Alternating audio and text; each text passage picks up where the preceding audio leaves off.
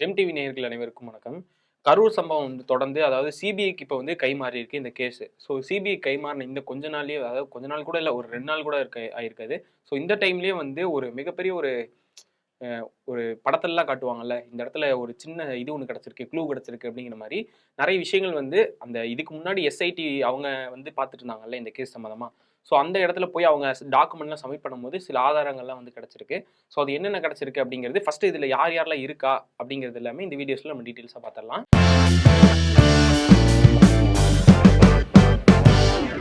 இந்த சிபிஐ குழுவில் பார்த்தீங்கன்னா மொத்தம் ஒரு 6 பேர் சிபிஐ குழுவாக இருக்காங்க. ஆனால் கம்மியாக இருக்கிற மாதிரி இருக்கே, ஒரு 6 பேர் தான் இருக்காங்களா? ஏன்னா நிறைய டீம், ஏன்னா இது பெரிய ஒரு சம்பவம், இந்தியா முழுக்க எல்லாருமே பேசப்பட்ட சம்பவமாக இது நடந்திருக்கு. இவங்களுக்கு ஒரு சின்ன ஒரு 6 பேர் கொண்ட குழுவாக இருக்கீங்களே அப்படின்னு கேட்காதீங்க. ஏன்னா இந்த 6 பேருமே ஒரு மிகப்பெரிய ஹைரிங்கில் இருக்கக்கூடிய ஒரு ஆஃபீஸர்ஸ் தான். ஸோ இவங்க தான் இந்த கேஸை சிபிஐயாக இருந்து ஹேண்டில் பண்ண போகிறாங்க. ஸோ யார் யார் இருக்காங்க அப்படிங்கிறத ஃபர்ஸ்ட் நம்ம பார்த்தோம். இந்த சிபிஐ டீமோட தலைமையில் யார் இருக்காரு அப்படின்னு பார்த்தீங்கன்னா பிரவீன்குமார் ஐபிஎஸ், அவர் தான் தலைமையில் இருக்காரு. அடுத்ததாக பார்த்தீங்கன்னா முகேஷ் குமார் ஏடிஎஸ்பி, அப்புறம் ராமகிருஷ்ணன் டிஎஸ்பி, இவங்க எல்லாருமே இதில் இருக்காங்க. இவங்க கூட இன்னொருத்தருமே சேர்ந்து, அதாவது 2 பேர் சேர்ந்து, மொத்தம் ஒரு 6 டீமு, இவங்க 3 பேர் கூட இன்னொருத்தர் சேர்ந்து 1+1 அப்படிங்கிற மாதிரி கொண்டு போக போறாங்க. இந்த 6 பேர் மட்டும் தானா அப்படின்னு கேட்டீங்கன்னா, இந்த 6 பேர் மட்டும் இல்லை, இவங்களுக்கு பின்னாடி நிறைய பேர் இருப்பாங்க. மெயினா யார் இருப்பாங்க அப்படின்னு பார்த்தீங்கன்னா, இவங்க 6 பேர் தான் இருப்பாங்க.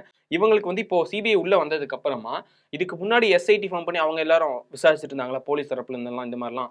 ஸோ அவங்க எல்லாருமே எல்லாத்துலையுமே விசாரணையெல்லாம் நடத்திட்டாங்க.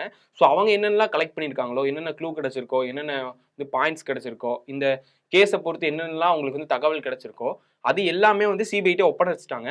ஸோ ஒப்படைச்சது போக அவங்க இருந்த அந்த இடம் இருக்கும்ல, ஸோ அந்த இடத்துல சிபிஐ போய் பார்க்கும்போது அந்த இடத்துல ஒரு எரிஞ்சு போன நிலையில ஒரு பென்ட்ரைவ் ஒன்று கிடைச்சதுக்கு அப்படின்னு சொல்லியிருக்காங்க. அது மட்டும் இல்லாமல் நிறைய ஆவணங்களும் எரிஞ்ச நிலையில அங்கங்க நாங்கள் பார்த்துருக்கோம் அப்படின்னு சொல்லியிருக்காங்க. அந்த ஆஃபீஸில் ஒரு 2-3 இடத்துல இந்த மாதிரி எரிஞ்ச பொருட்கள்லாம் இருக்கிறத நாங்கள் பார்த்துருக்கோம் அப்படின்னு சொல்கிறாங்க. ஸோ அதை எடுத்து ஆராய்ச்சி, அதாவது என்னென்ன இருக்குது, என்ன பென்ட்ரைவ், இது அவங்க இருக்கிறதுக்கு முன்னாடியிலேருந்து இந்த பென்ட்ரைவ் ஏதாவது எரிஞ்ச மாதிரி ஏதாவது கிடஞ்சிதா, இல்லை இவங்க தான் எரிச்சிருக்காங்களா அப்படிங்கிற டவுட் செக் பண்ணுறதுக்காக அதை அனுப்பிச்சிருக்காங்க. ஸோ இது எப்போ எரிச்சிருக்காங்க, இல்லை இந்த கேஸுக்கு முன்னாடியிலேருந்தே இது கிடக்குதா, இல்லை இந்த ஆவணங்கள்லாம் எது சார்ந்த ஆவணங்களாக இருக்கும் அப்படிங்கிறது எல்லாமே அதை கலெக்ட் பண்ணி அதை டெஸ்ட் பண்ணிட்டு இருக்காங்க. ஸோ இந்த நிலையில சிபிஐ இதுக்கப்புறம் என்னென்னலாம் பண்ண போகிறாங்க அப்படின்னு பார்த்தீங்கன்னா, இப்போ இது வரைக்கும் பார்த்தீங்கன்னா எல்லாருமே நார்மலாக அங்கே இருக்கிற மக்களாக இருக்கட்டும், இல்லை அவங்க இருக்கிற ஃபேமிலியில் மேலோட்டமாக ஒரு விசாரணையில் இருந்தாங்க. சிபிஐ வந்ததுக்கப்புறமா இவங்க எல்லாருமே டைரெக்டாக போய் அரசியல் கட்சி தலைவராக இருக்கட்டும், அது மட்டும் இல்லாமல் டிவிக்கேல இருக்கக்கூடிய தலைவர்களாக இருக்கட்டும், அவங்க கூட்டத்துக்குள்ளே இருக்கிற நிறைய உறுப்பினர்கள், தொண்டர்கள், இந்த மாதிரி நிறைய பேர் இந்த கேஸில் சம்மந்தப்பட்ட யார் எல்லாத்தையுமே நேரடியாக போய் விசாரிக்கிற சான்ஸ் அதிகமாகவே இருக்குது. அது மட்டும் இல்லாமல் இறந்து போன குடும்பங்கள் எல்லாரையுமே நேரில் போய் விசாரிக்கிறதுக்கான வாய்ப்புகளுமே ரொம்ப அதிகமாக இருக்குது. இந்த எரியப்பட்ட நிலையில இருந்த இந்த ஆவணங்கள், அதாவது இந்த பென்ட்ரைவ், இது எல்லாமே என்னவா இருக்கும், அதாவது இந்த கரூர் சம்பந்தப்பட்ட பெரிய பெரிய புள்ளிகள், ஏதாவது இந்த பெரிய கட்சியாளுங்க யாரையாவது குறிக்கிற மாதிரி ஏதாவது ஃபுட்டேஜஸ் இல்லை வேற ஏதாவது இருக்குமோ, அதனால இது எரிச்சிட்டாங்களோ அப்படிங்கிற கேள்வி நிறைய பேருக்கு வெளியே எழுந்துட்டு இருக்கு. சில பேர் என்ன சொல்றாங்க, இது படத்துல எல்லாத்தையும் படம் இதுலயே பார்க்காதீங்க, நார்மலா தான் இருக்கும், இது வேற ஏதாச்சும் ஒருவேளை இது முன்னாடியே எரிச்சிருந்ததா ஏதாவது இருந்தா அப்படின்னு சொல்றாங்க.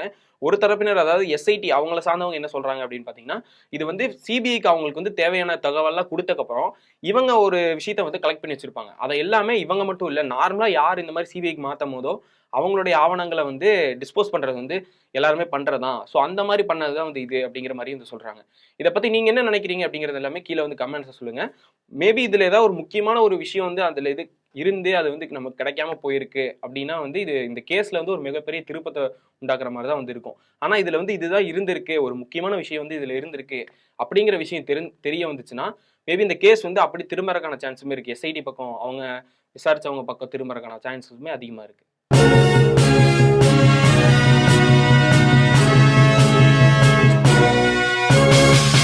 உடனுக்குடன் அப்டேட் தெரிந்து கொள்ள ஜெம் டிவி தமிழ் ஆப்பை இன்ஸ்டால் செய்யவும்.